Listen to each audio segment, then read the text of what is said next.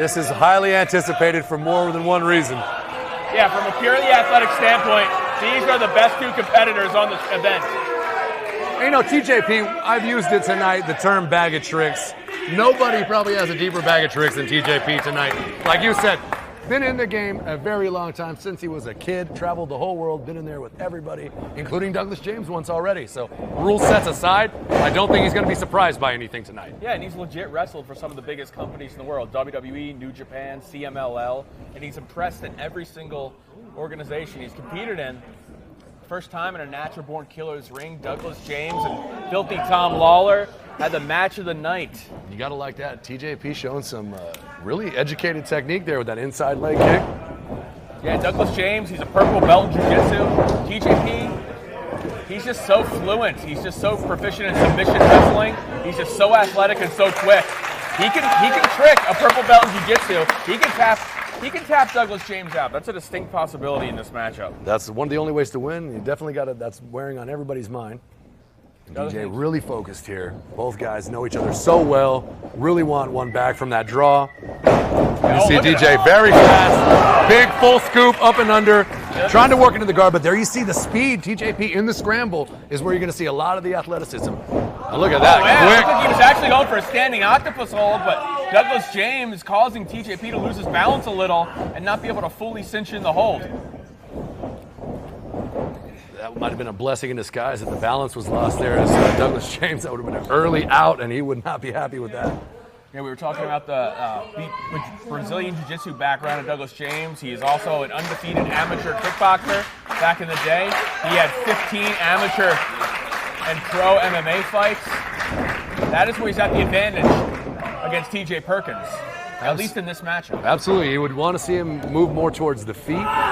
Oh, look at that ankle lock. And it's, wow, look at that. What a beautiful reversal. And this is what I'm talking about, Jake. In the scramble is where you're going to see the speed of both these athletes. TJP, very impressive with his ground game. Douglas James, we know what he brings to the table. Certain confidence both these men have. They're very comfortable where they are in that ring. They're very comfortable whether this match ends up going to submissions or strikes. Both men can do it. And with that 30-minute time limit, we're trying to guarantee that we're not going to have a repeat of the last time because these guys know each other so very well. As you see, great sportsmanship from DJ. And absolutely both men just have tremendous cardio, high tolerance of pain. They can fight through whatever the other man dishes out. But it's being caught off guard by a strike that could decide this matchup. Back it up. Back it up. Get him out of there. Referee's discretion on the reset here, but TJP looking like he's trying to work something. Douglas James really feeling things out. Man, that was a big kick. Looked like he was trying to feel things out, but now really aggressive here is DJ. He wants an arm. Hey, that's a loose end in Douglas James 2019 is that draw. What a year he had, you know, recovering from an injury, getting into the best shape of his life, winning gold all over the United States, but you're right, that one's got to hang in his craw. Yeah, the biggest year of his career. He was told he wouldn't have a 2019 in the sport after a hip injury, but he finds himself having a career year, and he wants to cap it off with a win over TJ Perkins. What do you see, man? Look at this Muda lock. That is not what you expect to see on a night like tonight. Such an intricate hold. Yeah, you know what? Those shades of PG Mudo. It's just so complicated to lock in. Douglas James had to be taken off guard there. As you see, now he's going to rank on the neck. Yeah, well, doing complicated things is what TJ Perkins built a career on. You see that things just slipped no one so sees easy. Coming. Slipping so easy out of that. He's got a hammer lock here. He looks to set up something. Whereas you'll see Douglas James is more explosive with the submission style. TJP's got to take time to set his up. He's very smooth. He knows exactly what he's doing. But it does take a little bit more time to get things set up. Slowly, methodically working here. Oh, my God. That's a badass stretch right there. Look at the way he has tried to contort Douglas James. Oh, taking an arm now with him. What if a that's way. not out of socket, I don't know. Yeah, I was going to say, what a way to dislocate a joint. You got to love the follow-up there. TJP didn't want to just lay on the pain move. He's trying to put him away. Douglas James doing everything he can to not feel something else from TJP, whether it's a submission or another move like that. What he did to his shoulder and elbow. TJ is really slick there with attacking the ankle, attacking the knee, and then moving into full mount. It's actually really intelligent from a guy that doesn't have a lot of MMA experience. But he has trained in submissions for a long time. He's got a solid grappling game. You see, that was just pure finesse. Douglas James was trying to muscle out of that. TJP went the other way. Can't see from my angle. Very impressive. Is that a double wrist lock he's got? He's got it locked in, but Douglas James, very smart, has his hand on his stomach rather than behind his back. That's a good way to lose your shoulder, especially with the damage to the shoulder earlier. I was going to say. He's protecting that arm. Nice thigh kicks right there. It's BJ Penn style. That's very effective, even though it's in close and tight. Oh, man! TJP stacking him up with the hips. As you said, Douglas James more explosive, but TJP is so calculated. Very methodical. Takes it, and there you see the explosion of Douglas James.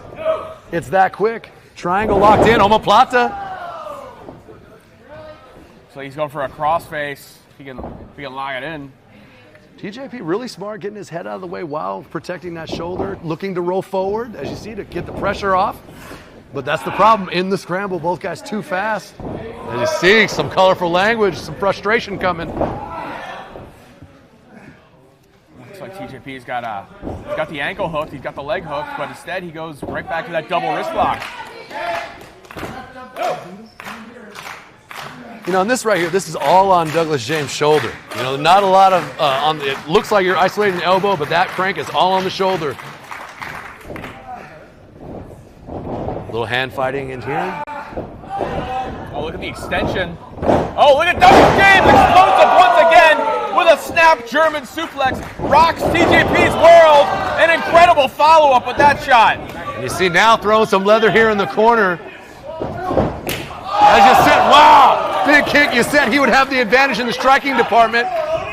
Odie wants to look at, maybe he wanted to start a count, I don't know, but he broke it up there for a second. Well, Douglas James realizes he has to stay on top of Perkins. Look at beautiful Perkins. Reversal, float over. Didn't have it all locked in, but he still hooked him up and over and dropped Douglas James hard. No one teaching that technique in an MMA gym. That was pure TJP technique right there, his own style. And look at the way that Douglas James is trying to reverse the leverage to break the hold. See that, hips right under him, back into the scramble, body lock slam. Oh, yeah, but TJP must have blocked a lot of the impact, absorbed a lot of the impact to get back that double wrist lock. I don't think Douglas James expected TJP to be this well versed on the ground, to hang with a decorated jiu-jitsu guy, to hang with a pro MMA fighter. I mean, he's doing more than hanging with him. He's doing damage. You know what's interesting about how you say that? Douglas James didn't expect it. Some were saying TJP underestimated Douglas James going into the draw they had at the 10th anniversary event. That is a school of thought. I don't think either of these men can afford to underestimate the other. We know what both men are capable of. We know the skill level they bring in all aspects of the game. And you see this here in all aspects of the game. TJP really wrapping him up here, isolating different parts of the body. And that was just a desperate escape from Douglas James. Big knee opens things up. Oh, man, rolling soul butt. Oh, God. Their timing is on point. Both guys are on the same page, as you see. Oh! This match, the intensity has certainly escalated. Wait, both guys down. What? Who's out? Who's out? Odie Brown checking on Douglas James, but TJP is out as well. Referee Odie Brown. The hell? Is calling this a draw by knockout. Once again, double KO here. It's not a draw, but it's not a win either for either guy. When they wake up, no one's going to be happy about this one. I was going to say, no satisfaction for either men for the outcome of this matchup.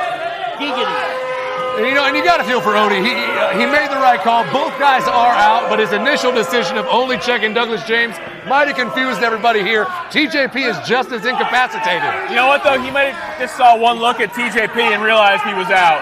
Yeah, he was actually folded, whereas Douglas James is on his back. Another absolute combat classic with these two. It's just not the result that we're used to seeing. Just the hard-hittingness, the impact of the strikes, the intricacy of the submissions. This match was unbelievable. Douglas James, I think Douglas thinks that he woke up and he wants Odie to start the count. He doesn't know that it's been called already. Yeah, he doesn't know he's been out for a good 45 seconds to a minute.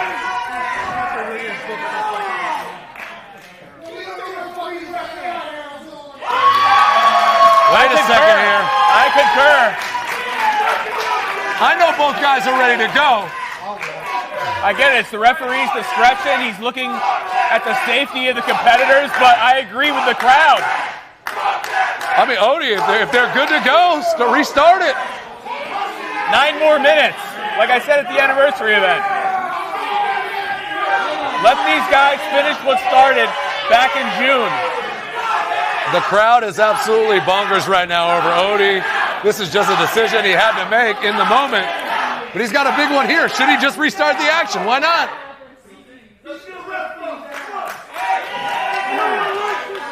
Yeah, both men seem recovered, but they took hard shots to the head. They've been knocked out. It's not the best idea to restart the fight. I hated the ending of that matchup after what a classic it had been, but ultimately, after a competitor's been knocked out, he shouldn't compete in more combat. I mean, he's only looking out for the athletes. You have to protect them from themselves, especially on a night like tonight with these specialized rules.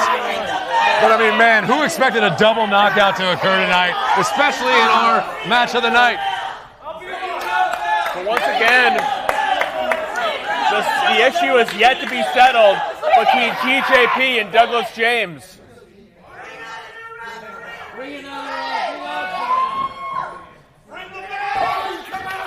Oh, we're going to get it one more time. It sounds like.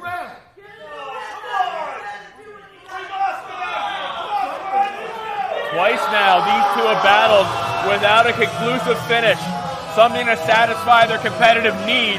But someday, these two have to meet one-on-one again. Whether it's for Douglas James' Nevada State title or not, it has to go down.